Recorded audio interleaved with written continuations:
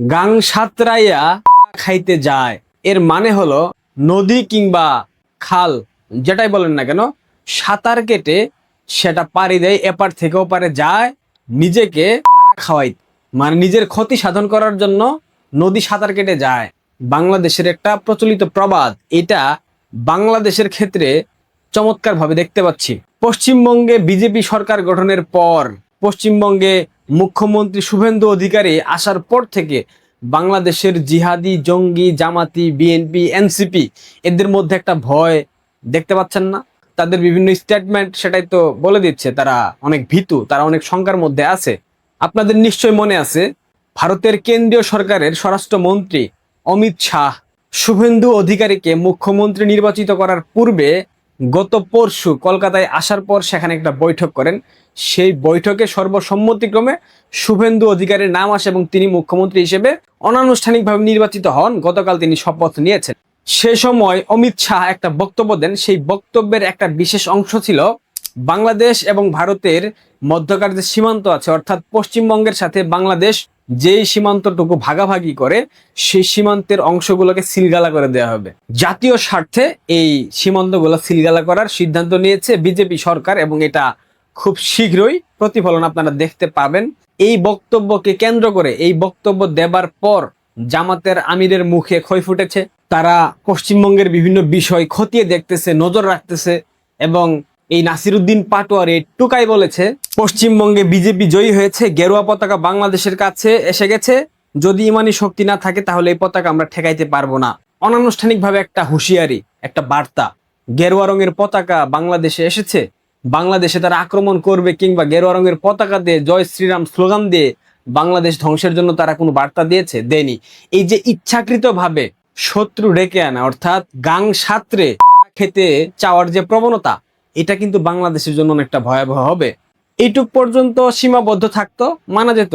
বাংলাদেশের এক পায়ু যোদ্ধা সরাসরি বিজেপির শুভেন্দু অধিকারী নির্বাচিত হবার পর এবং অমিত শাহ ভারতের বাংলাদেশের যে বর্ডার সিলগালা করার কথা বলেছেন, এই কথা বলার পর বাংলাদেশের এক তথাকথিত পায়ু যোদ্ধা সরাসরি ভারতকে হুমকি দিয়েছে দখল করবার জন্য। দেখেন, ভিডিও দেখেন। বেশি বাড়াবাড়ি করলে, বেশি নয়, বাংলাদেশ থেকে 1.6 কোটি মানুষ মুসলমান যদি যায়, ভারত চোখের পলকে আমরা দখল করে নেব। বাংলাদেশ থেকে 1.6 কোটি মুসলিম ভারতে প্রবেশ করে ভারত দখল করবে। ভারতে মুসলিমের সংখ্যা কত? অন্তত পক্ষে 25 থেকে 30 কোটি। বাংলাদেশে সকল ধর্ম, বর্ণ, গোত্র মিলিয়ে জনসংখ্যা কত? সর্বশেষ আদমশুমারি অনুযায়ী 18 কোটি, কিন্তু এখন আই থিঙ্ক 20 থেকে 22 কোটি হবে বাংলাদেশের জনসংখ্যা। এরা সবাই মিলে ভারত দখল করার চেষ্টা করলেও পারবে? পারবে না।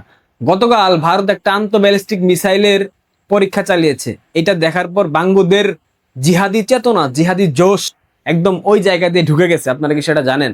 এই যে গাং সাঁতরে, অর্থাৎ সেধে সেধে মারা খাওয়ার প্রবণতা কিংবা মারা খাওয়ার যে ইচ্ছা, এটা কিন্তু বাংলাদেশের জন্য অনেকটা ভয়াবহ কারণ হয়ে দাঁড়াবে। আপনারা বিশ্বাস করেন? যদি ভেবে থাকেন মমতা ব্যানার্জির সরকার পশ্চিমবঙ্গে যেভাবে মৌলবাদী, জিহাদি, জামাতিদেরকে আশ্রয় দিয়েছে, বিজেপি এটা করবে, এটা কিন্তু ভুল ভাবছেন।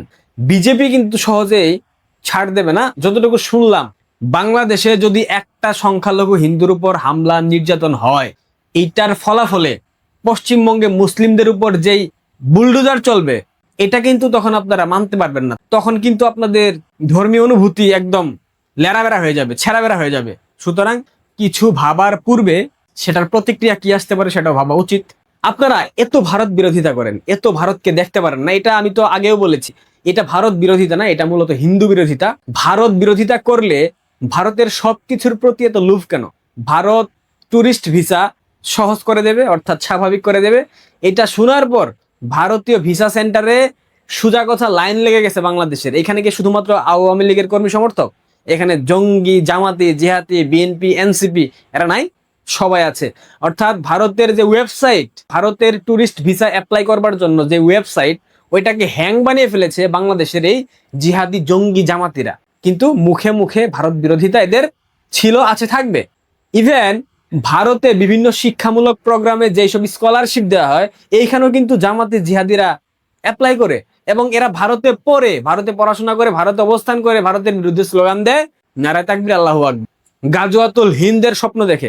এদের মতো অশিক্ষিত, অথর্ব, মূর্খ এই একটা শ্রেণীর জন্য বাংলাদেশের সাধারণ মানুষ যারা আছে, মুক্তিযুদ্ধের পক্ষের মানুষ, আওয়ামী লীগের সমর্থক এবং বাংলাদেশপন্থী মানুষ যারা আছে, এদের কপালে অশেষ দুর্গতি অপেক্ষা করতেছে। এটা মমতা ব্যানার্জি না, এটা আপনাদেরকে বুঝতে হবে, এটা শুভেন্দু অধিকারী।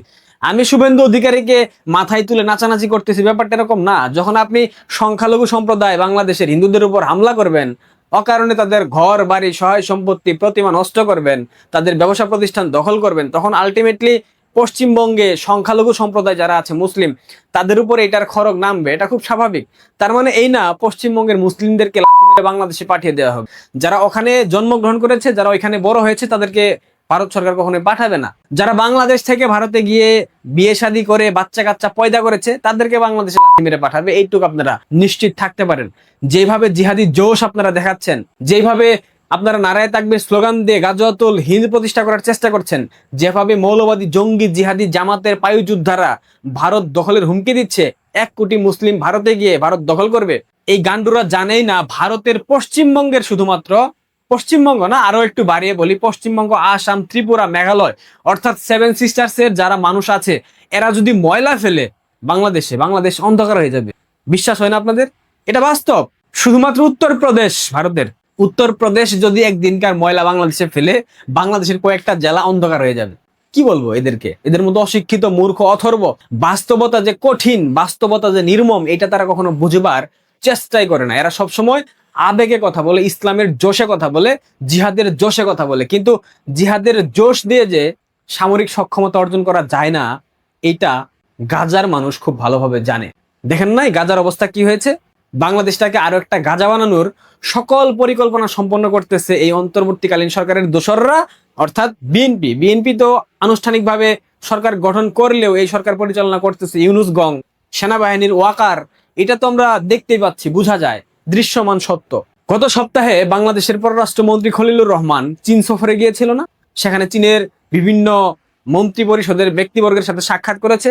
চীন সফর থেকে আসার পর আমি একটা গণমাধ্যমের সংবাদ দেখলাম, তিস্তা প্রকল্পের দায়িত্ব নাকি চীনকে দেওয়া হয়েছে। এখন তিস্তা প্রকল্পের দায়িত্ব যদি চীনকে দেওয়া হয়, সেই প্রকল্প যদি ভারতের মাথা ব্যথার কারণ হয়ে দাঁড়ায়, ভারত কি এখানে ভালো চোখে দেখবে? ভারত যদি কোনো কারণে বাংলাদেশের উপর একটা আক্রমণাত্মক দৃষ্টিভঙ্গি এনে ফেলে কিংবা আক্রমণাত্মক ভূমিকায় অবতীর্ণ হয়, চীন কি বাংলাদেশকে সহায়তা করবে? কখনোই করবে না। চীন এমন একটা জাতি, তারা অর্থের জন্য নিজের মাকে অন্যের বিছানায় পাঠাতে দ্বিধাবোধ করে না। চীন কখনো স্বার্থের বাইরে গিয়ে বাংলাদেশকে 1 পয়সা সহায়তা করবে না। তারেক রহমান আগুন নিয়ে খেলতেছে। বাংলাদেশ এখন বহিঃশত্রুদের ব্যাটেল ফিল্ড। চীনের সাথে ঘষাঘষি ভারত কোনোদিনও সহ্য করবে না।